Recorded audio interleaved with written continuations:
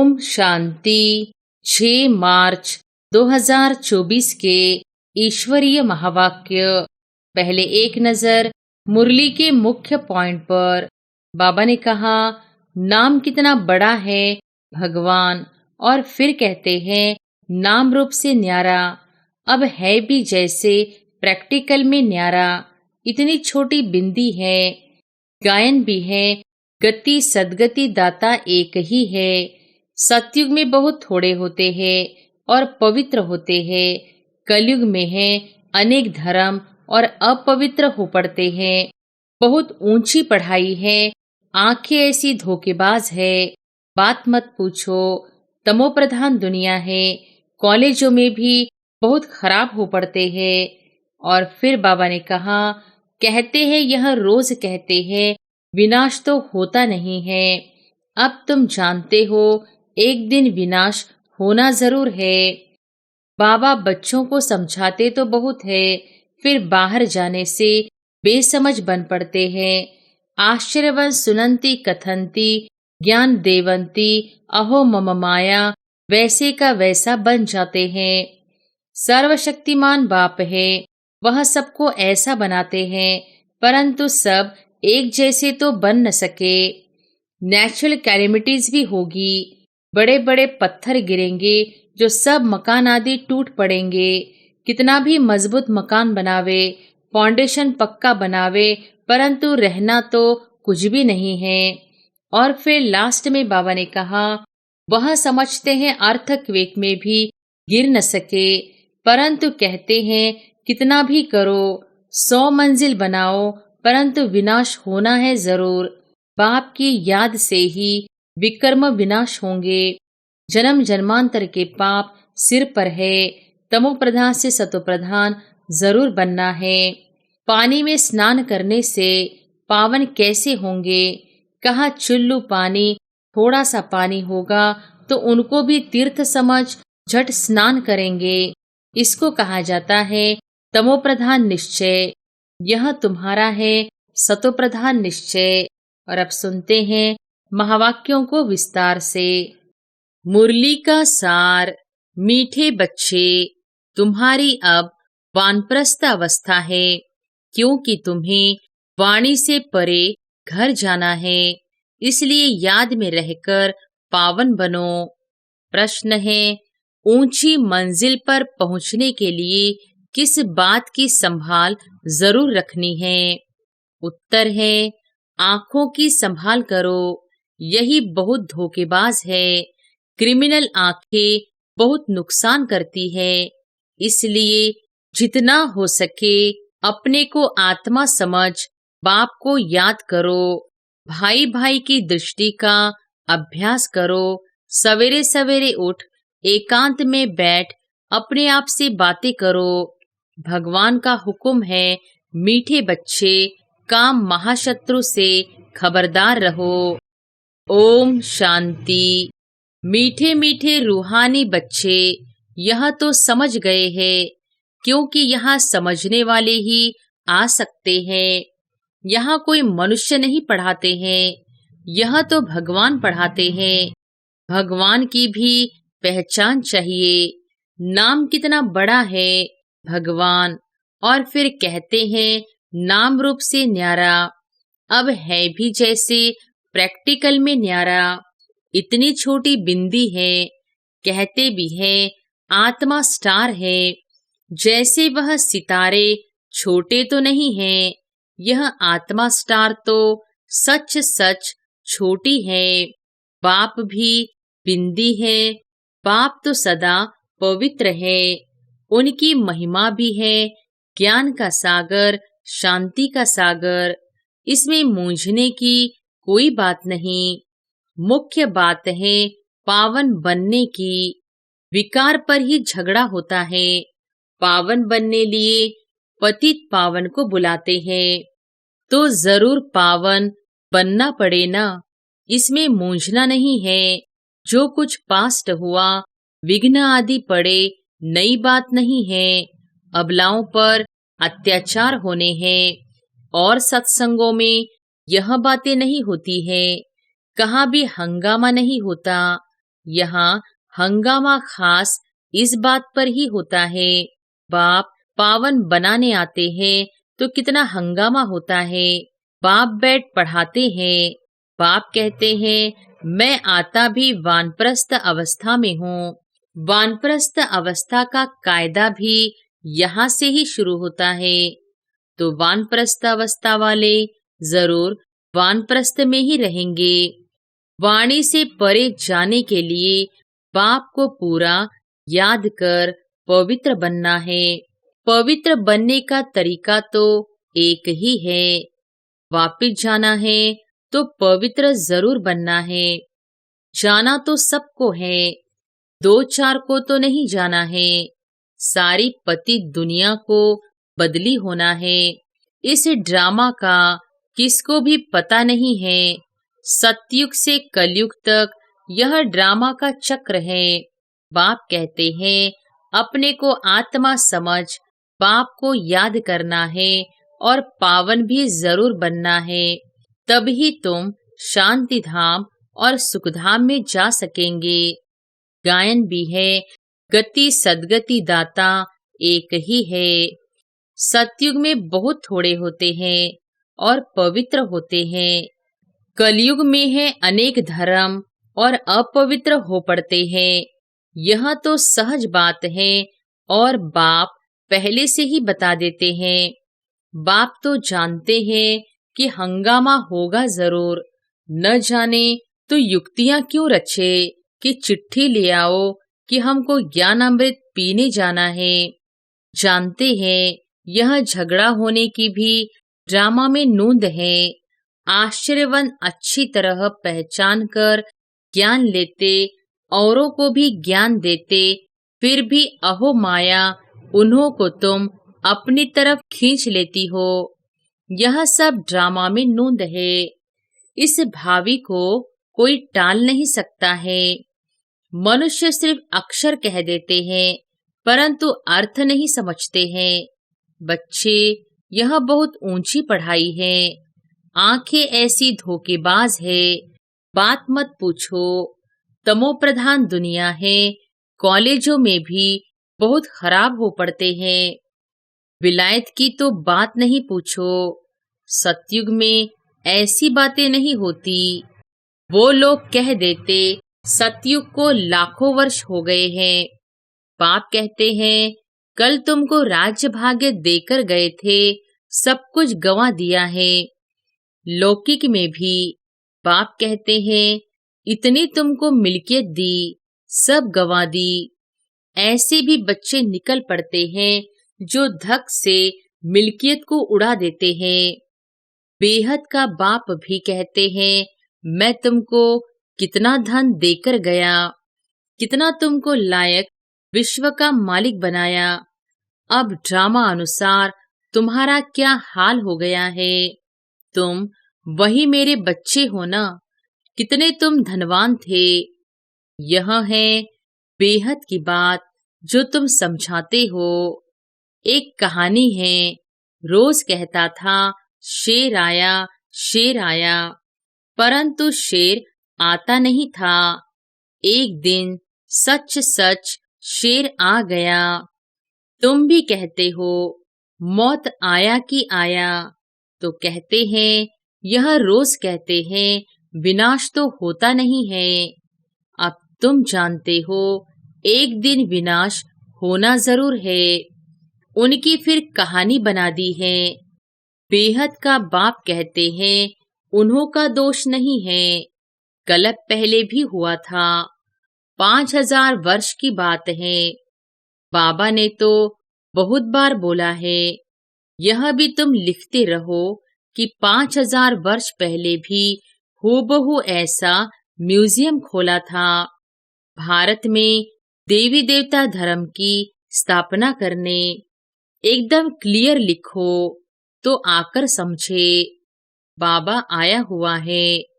बाप का वर्षा है ही स्वर्ग की बादशाही। भारत स्वर्ग था। पहले पहले नई दुनिया में नया भारत हेविन था। हेविन सो हेल। यह बहुत बड़ा बेहद का ड्रामा है। इसमें सब पाठधारी है। 84 जन्मों का पाठ बजाए अब फिर हम वापस जाते हैं। पहले हम मालिक थे, फिर कंगाल बने, अब फिर बाबा की मत पर चलकर मालिक बनते हैं। तुम जानते हो, हम श्रीमत पर कलप कलप भारत को स्वर्ग बनाते हैं। पावन भी जरूर बनना है। पावन बनने कारण अत्याचार होते हैं। बाबा बच्चों को समझाते तो बहुत है, फिर बाहर जाने से बेसमझ बन पड़ते हैं। आश्चर्यवन सुनंती कथंती ज्ञान देवंती अहो मम माया, वैसे का वैसा बन जाते हैं और ही बदतर काम विकार में फंसे और गिरे। शिव बाबा इस भारत को शिवालय बनाते हैं, तो बच्चों को भी पुरुषार्थ करना चाहिए। यह बेहद का बाबा बहुत मीठा बाबा है। अगर सबको पता पड़ जाए तो ढेर के ढेर आ जाए, पढ़ाई चल न सके। पढ़ाई में तो एकांत चाहिए। सुबह को कितनी शांति रहती है। हम अपने को आत्मा समझ बाप को याद करते हैं। याद के सिवाय विकर्म विनाश कैसे होंगे, यही फूरना लगा हुआ है। अब पतित कंगाल बन पड़े हैं, फिर पावन सिरताज कैसे बने। बाप तो बिल्कुल सहज बात समझाते हैं। हंगामा तो होगा, डरने की कोई बात नहीं। बाप तो बिल्कुल साधारण है। ड्रेस आदि सब वही है, कुछ भी फर्क नहीं। सन्यासी तो फिर भी घर बार छोड़ गेरू कफनी पहन लेते हैं। इनकी तो वही पहरवाइज है। सिर्फ बाप ने प्रवेश किया और कोई फर्क नहीं। जैसे बाप बच्चों को प्यार से संभालते, पालन पोषण करते हैं, वैसे यह भी करते हैं। कोई अहंकार की बात नहीं है, बिल्कुल साधारण चलते हैं। बाकी रहने के लिए मकान तो बनाना पड़े, वह भी साधारण। तुम्हें तो बेहद का बाप पढ़ाते हैं। बाप तो चुंबक है, कम है क्या। बच्चियां पवित्र बनती है तो बहुत सुख मिलता है। वह तो कह देते कोई शक्ति है, परंतु शक्ति किसको कहा जाता है वह भी समझते नहीं है। सर्वशक्तिवान बाप है, वह सबको ऐसा बनाते हैं, परंतु सब एक जैसे तो बन न सके। फिर तो फीचर्स भी एक जैसे हो जाए, पद भी एक हो जाए। यह तो ड्रामा बना हुआ है। 84 जन्मों में तुमको वही 84 फीचर्स मिलते हैं जो कल्प पहले मिले थे। वही फीचर्स मिलते रहेंगे, इसमें फर्क नहीं हो सकता। कितनी समझने और धारण करने की बातें हैं। विनाश तो जरूर होना है। विश्व में शांति अभी तो हो नहीं सकती। आपस में लड़ते रहते हैं। मौत तो सिर पर खड़ा है। ड्रामा अनुसार एक आदि सनातन देवी देवता धर्म की स्थापना, बाकी धर्मों का विनाश होना है। एटॉमिक बॉम्ब्स भी बनाते रहते हैं। नेचुरल कैलेमिटीज भी होगी। बड़े बड़े पत्थर गिरेंगे जो सब मकान आदि टूट पड़ेंगे। कितना भी मजबूत मकान बनावे, फाउंडेशन पक्का बनावे, परंतु रहना तो कुछ भी नहीं है। वह समझते हैं अर्थक्वेक में भी गिर न सके, परंतु कहते हैं कितना भी करो, 100 मंजिल बनाओ, परंतु विनाश होना है जरूर। यह कुछ भी नहीं रहेगा। तुम बच्चे यहाँ आए हो स्वर्ग का वर्षा पाने। विलायत में देखो क्या लगा पड़ा है। इसको रावण का पौंप कहा जाता है। माया कहती है हम भी कम नहीं। वहां तो तुम्हारे हीरे जवाहरों के महल होते हैं, सोने की सब चीजें होंगी। वहां तो दूसरा तीसरा माड़ा मंजिल बनाने की जरूरत नहीं है। जमीन पर भी खर्चा नहीं लगता, सब कुछ मौजूद रहता है। तो बच्चों को बहुत पुरुषार्थ करना चाहिए, सबको पैगाम देना है। अच्छे अच्छे पंडे बन बच्चे आते हैं रिफ्रेश होने के लिए। यह भी ड्रामा में नोंद है, फिर भी आएंगे। इतने सब आए हैं, पता नहीं इन सबको फिर देखूंगा व नहीं, यह सब ठहर सकेंगे व नहीं। आए तो ढेर के ढेर, फिर आश्चर्यवंत भागंती हो गए। लिखते हैं, बाबा हम गिर गए, अरे की कमाई चट कर दी, फिर इतना ऊंच चढ़ नहीं सकते। यह है बड़े ते बड़ी अवज्ञा। वो लोग ऑर्डिनेंस निकालते हैं, फलाने टाइम पर कोई भी बाहर न निकले, नहीं तो शूट कर देंगे। बाप भी कहते हैं विकार में जाएंगे तो शूट हो जाएंगे। भगवान का हुक्म है ना, खबरदार रहना। आजकल गैस आदि की ऐसी चीजें निकाली है जो मनुष्य बैठे बैठे फट से खलास हो जाए। यह सब ड्रामा में नोंद है, क्योंकि पिछाड़ी में हॉस्पिटल आदि रहेंगे नहीं। छठ आत्मा एक शरीर छोड़ दूसरा लेती है, दुख क्लेश आदि सब छूट जाता है। वहाँ क्लेश आदि होता ही नहीं। आत्मा स्वतंत्र है। जिस समय पर आयु पूरी होती है तो शरीर छोड़ देती है। वहाँ काल होता नहीं। रावण ही नहीं तो काल फिर कहाँ से आएगा। यह रावण के दूत है, भगवान के नहीं। भगवान के बच्चे तो बहुत प्यारे हैं। बाप कभी बच्चों का दुख सहन कर न सके। ड्रामा अनुसार कल्प का 3 हिस्सा तुम सुख पाते हो। बाप जो इतना सुख देते हैं तो उनकी श्रीमत पर चलना चाहिए। यह अंतिम जन्म है। बाप कहते हैं गृहस्थ व्यवहार में रहे, अंतिम जन्म में पवित्र बनना है। बाप की याद से ही विकर्म विनाश होंगे। जन्म जन्मांतर के पाप सिर पर है। तमो प्रधान से सतो प्रधान जरूर बनना है। बाप है सर्वशक्तिमान अथॉरिटी। जो भी शास्त्र आदि पढ़ते हैं उनको अथॉरिटी कहते हैं।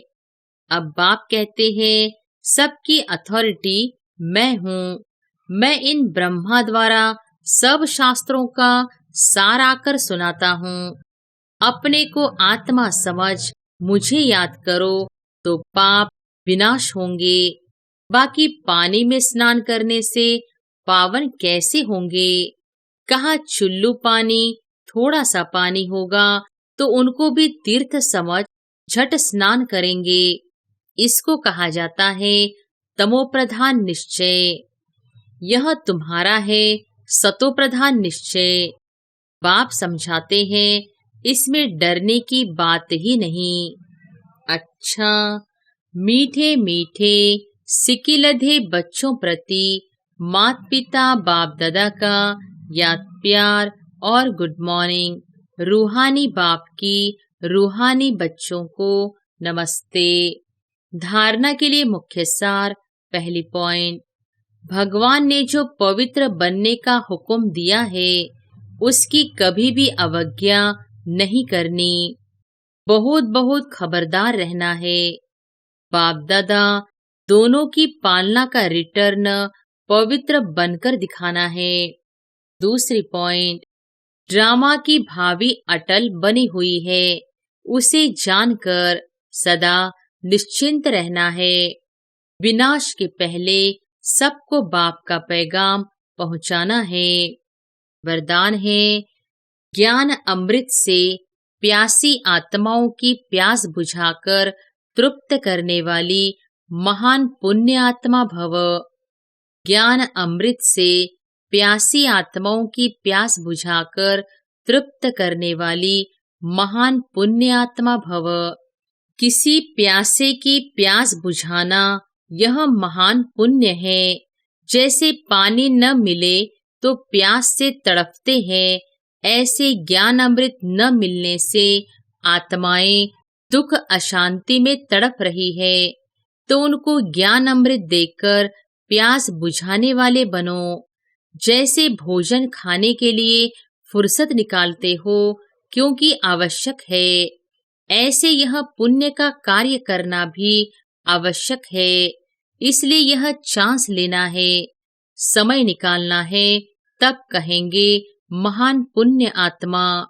स्लोगन है, बीती को बिंदी लगाकर हिम्मत से आगे बढ़ो तो बाप की मदद मिलती रहेगी। अच्छा, ओम शांति।